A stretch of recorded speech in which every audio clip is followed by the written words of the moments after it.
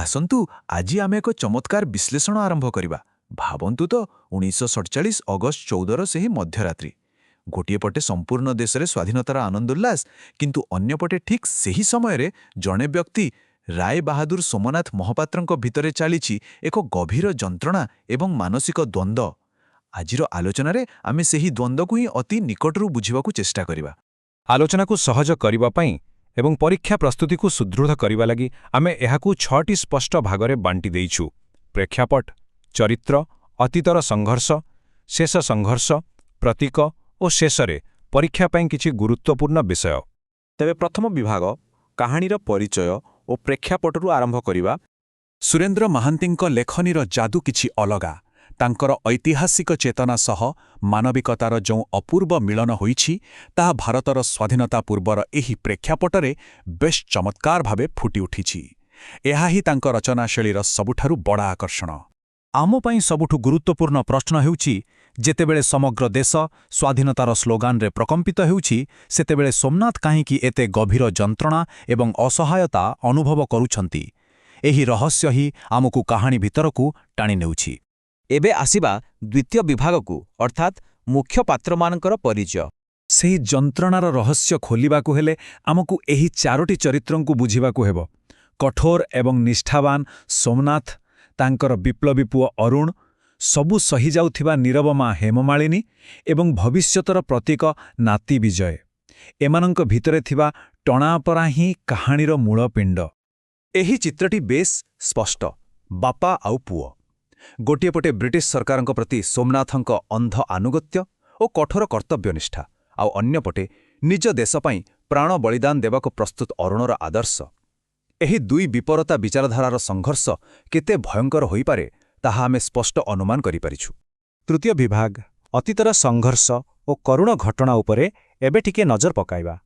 ସମୟକ୍ରମରେ ପରିସ୍ଥିତି କିପରି ହାତଛଡ଼ା ହୋଇଯାଉଛି ତାହା ଦେଖନ୍ତୁ।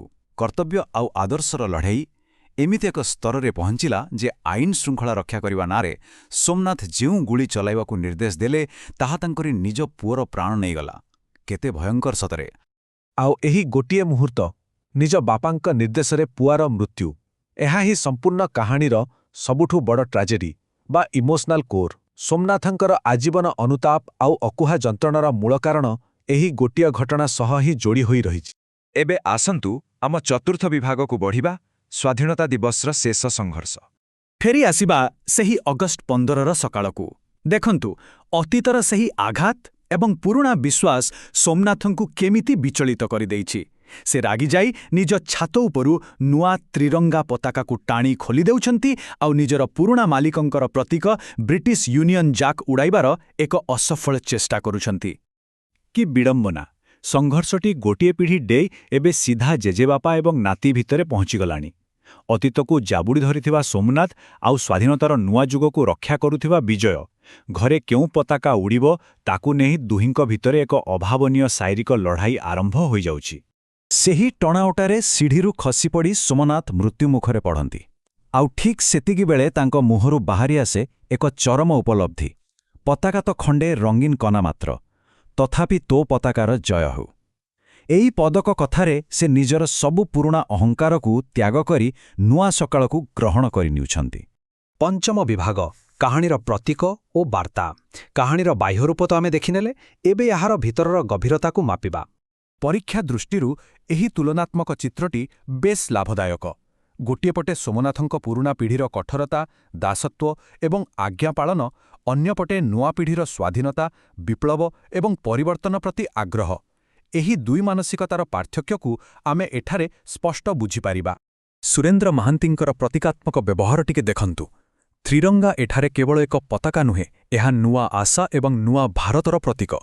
ସେହିପରି ୟୁନିୟନ ଜ୍ୟାକ୍ ହେଉଛି ଦାସତ୍ୱର ବୋଝ ଏବଂ ମୂଲ୍ୟହୀନ ନିଷ୍ଠାର ପ୍ରତୀକ, ଯାହାକୁ କାଦୁଅରେ ଲୋଟିଯିବାର ହିଁ ଥିଲା। ଏବେ ଆସିବା ଶେଷ ବିଭାଗକୁ, ଷଷ୍ଠ ବିଭାଗ, ପରୀକ୍ଷା ପାଇଁ ମୁଖ୍ୟ ବିଷୟ। ସବୁ ଆଲୋଚନାର ନିର୍ଯାସ ହେଉଛି ଏଇ କେତୋଟି କଥା। ସମୟ ସହ ବଦଳିବା ଜରୁରୀ। ଆଉ ସବୁଠୁ ବଡ଼ କଥା ହେଲା, କଠୋର ଦାୟିତ୍ୱବୋଧଠାରୁ ମାନବିକତା ଏବଂ ପାରିବାରିକ ସମ୍ପର୍କ ଢେର ଊର୍ଦ୍ଧ୍ୱରେ। ଏହି ମୂଳ ବାର୍ତ୍ତାକୁ ଯଦି ଆମେ ଧରିନେବା, ତେବେ ଲେଖକଙ୍କ ପ୍ରକୃତ ଦୃଷ୍ଟିକୋଣ ଆମ ପାଖରେ ସମ୍ପୂର୍ଣ୍ଣ ସ୍ପଷ୍ଟ ହୋଇଯିବ।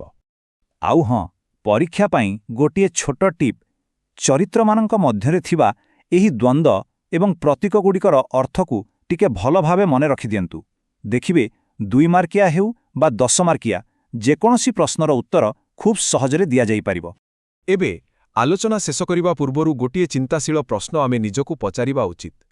କର୍ତ୍ତବ୍ୟ ନାଁରେ ନିଜର ମାନବିକତାକୁ ହରାଇବା କ'ଣ କେବେ ବି ଠିକ୍?